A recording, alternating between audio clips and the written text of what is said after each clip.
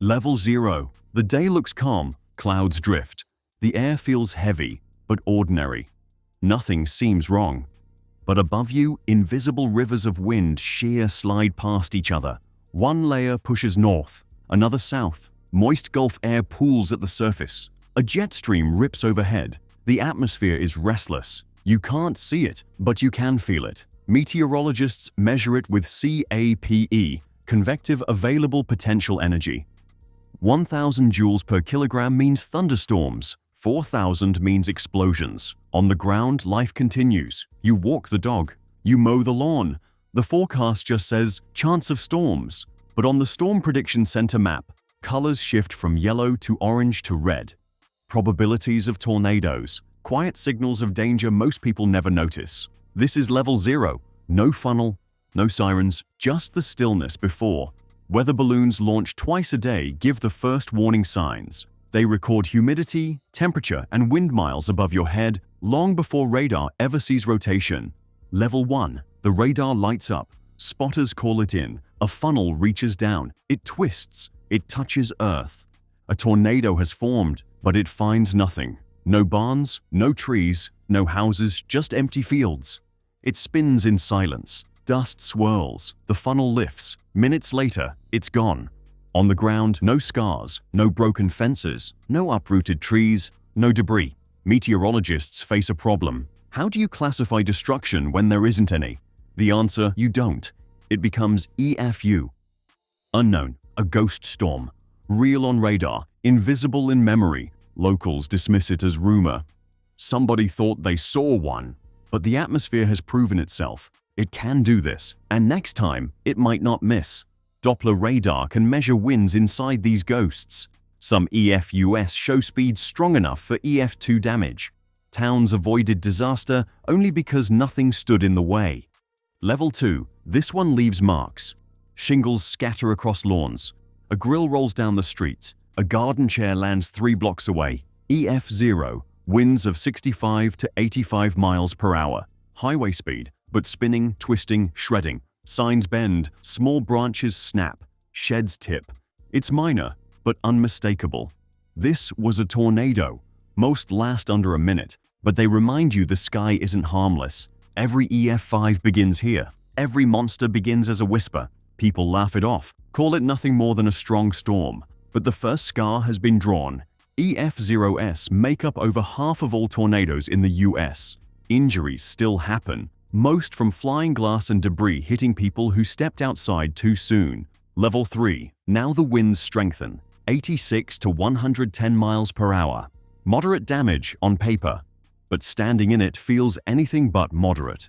Porches collapse, siding ripped away, windows burst inward, glass rains across living rooms, trees snap entirely, power lines fall, whole neighborhoods lose electricity. People rush to phones if the towers still work. The randomness unsettles you. One house damaged, the next untouched. A trampoline twisted around a pole while the swing set stands. The noise is unforgettable. A freight train roaring in your backyard. Ears pop. Pressure squeezes lungs. Walls vibrate. EF1s rarely flatten homes, but they injure. A tree through a windshield. A falling beam. A live wire across a car. This is still weak by definition. But now you know it can happen here. EF1. Tornadoes trigger the most insurance claims every season. They rarely make headlines, yet they cause billions in roof repairs, car damage, and power losses. Level 4. Now the storm stops playing. Winds surge to 111 to 135 miles per hour. Enough to tear entire roofs away. Enough to collapse walls. Enough to expose bedrooms to the sky. Garages flatten. Sheds vanish. Roofs don't peel. They're gone. Cars don't tip, they fly. Sedans tossed. Trucks rolled down roads like dice. Barns erased in seconds. Insulation carried miles. Wood splinters rain on towns that never saw the funnel. This is survival territory. A 2x4 becomes a spear. A signpost punches through concrete. Being outside is death. Rural areas suffer most. Farmhouses collapse. Livestock gone. Shelters rare. Cities choke with debris. Emergency crews blocked by wreckage, sirens drowned by wind, and then silence. A heavy silence, shattered only by neighbors shouting names into the dark. This is no longer a bad storm, it's a disaster. April 27, 2011, Cullman, Alabama. An EF2 tore across the town. Downtown historic buildings gutted, church steeples ripped down, entire blocks choked with rubble. People pulled from basements in shock, staring at streets they no longer recognized. May 2013, Shawnee, Oklahoma. An EF2 tore through a mobile home park. 2 lives lost, dozens injured. Trailers shredded, metal twisted into unrecognizable knots. EF2s account for fewer than 20% of tornadoes, yet they cause most rural fatalities.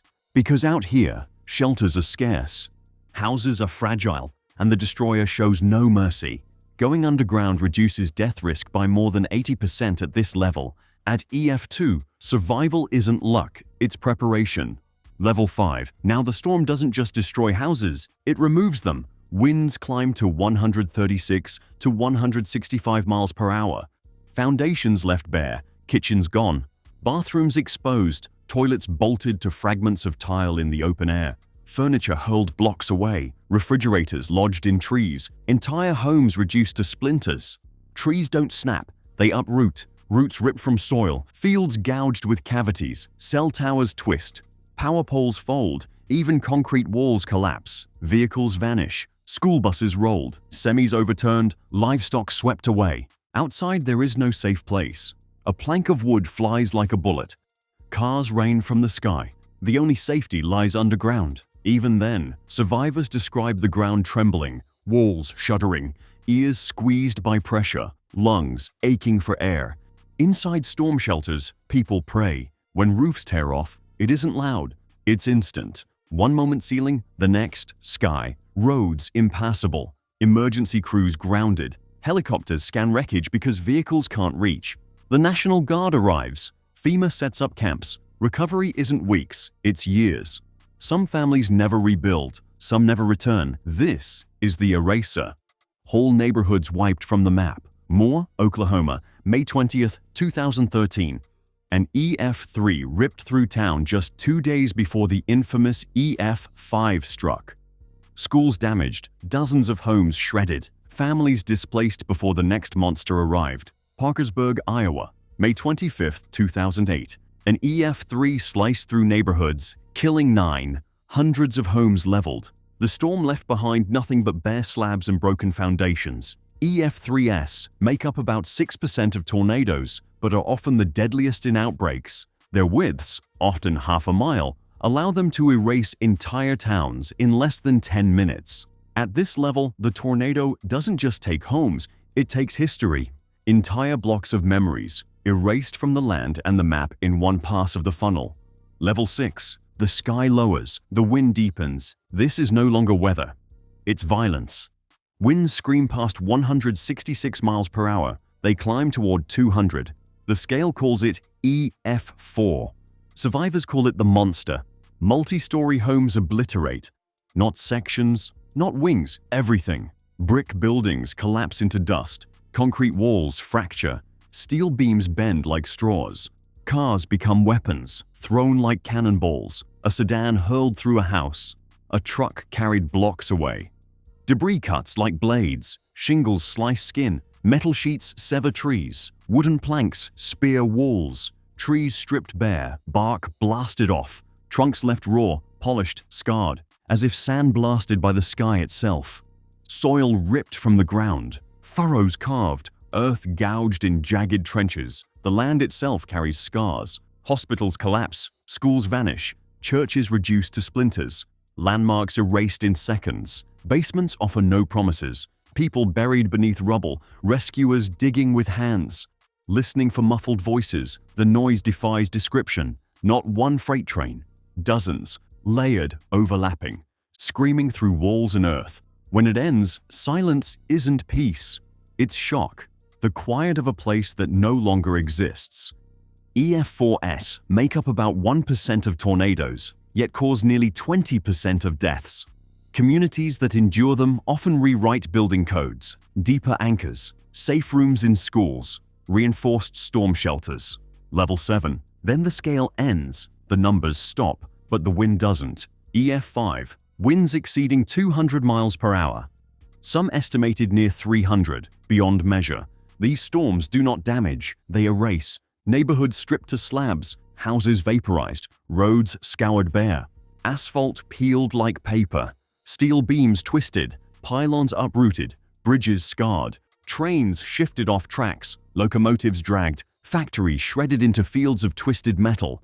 Inside the funnel, physics fails, pressure so low that houses explode outward, walls burst before wind even touches them.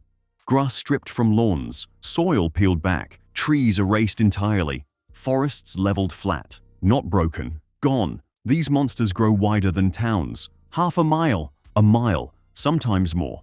They don't skip, they consume. Everything in their path, gone.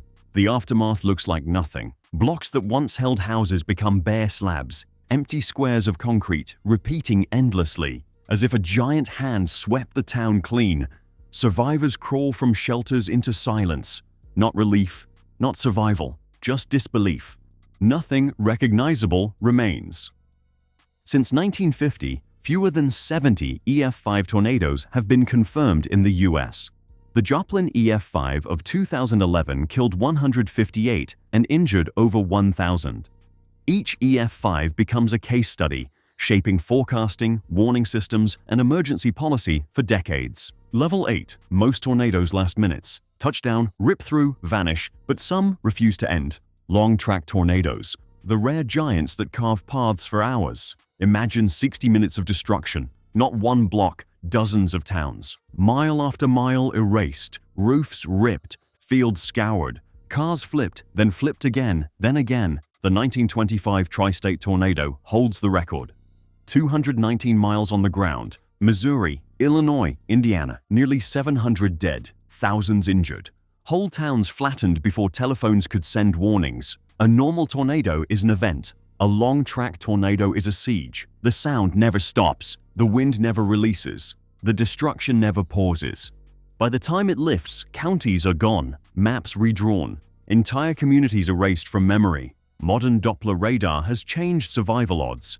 Today, warnings average 13 minutes of lead time. In 1925, there were none. Advances in technology mean thousands more walk away alive. Level 9. One tornado is terror, but the atmosphere doesn't stop at one.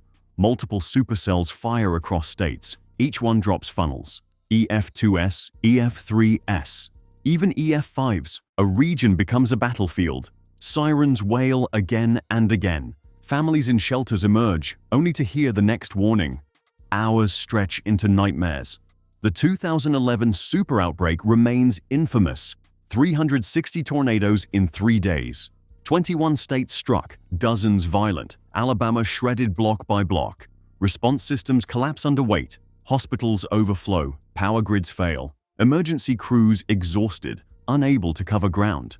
Meteorologists describe them as historic. Survivors describe them as endless because the sky never stops. Outbreaks happen when warm, moist Gulf air collides with cold, dry Canadian air under roaring jet stream winds. Recognizing this clash days ahead lets forecasters issue outlooks that save thousands. Without them, death tolls would skyrocket. Level 10. This is the ceiling, the rarest, the deadliest, the unthinkable. Not dozens of tornadoes, hundreds. Not scattered events, a chain reaction. A swarm of funnels striking town after town, state after state. Infrastructure collapses. Power gone, phones gone. Highways impassable, airports crippled. The sky itself feels alive. Supercells forming again and again, funnel after funnel, hour after hour. The land unrecognizable. The 1974 super outbreak brought 148 tornadoes across 13 states. The 2011 super outbreak doubled it, each one rewriting meteorology, each one reshaping entire regions. These disasters do not end when the funnels vanish. They echo for decades. Cities rebuilt from scratch, warning systems overhauled, building codes rewritten. At this level, nature doesn't just destroy, it teaches. It forces humanity to adapt, to innovate, to remember. Super outbreaks shape history. They drive new radar technology, new siren systems, new emergency protocols. The lessons carved into the land become the reason millions survive storms in the future. If you want more disasters broken down stage by stage, hit subscribe. Because storms, quakes, and eruptions never stop. And knowing what each level means could be the difference between survival and silence. See you in the next video.